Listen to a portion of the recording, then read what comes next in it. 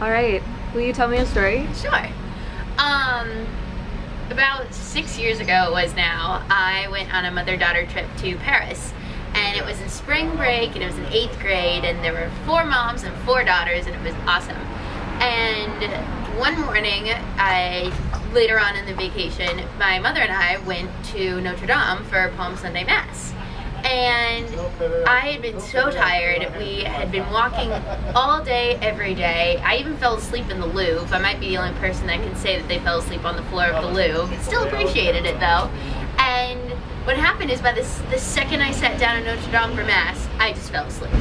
And, you know, I loved it. I loved Notre Dame. But what happened was I just remember hearing this singing.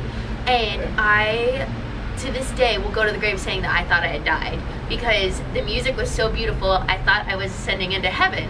And as I started to wake up, I realized I was back in Notre Dame and the choir was just singing, and it was such a beautiful choir that I thought I had died, and I was extremely okay with it. Didn't know how or anything. I just I'm dead. All right, this is what heaven's like. So I eventually woke up and told my mom what had happened, and she got a good kick out of it.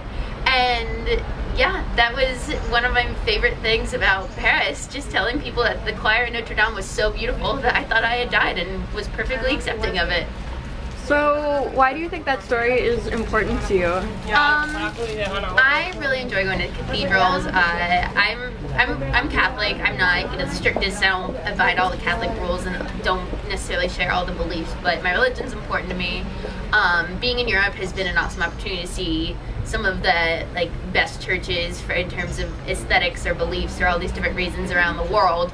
I will, by the end of the study abroad experience, I will have seen the 3 largest cathedrals in the world, which I think is kind of cool to say.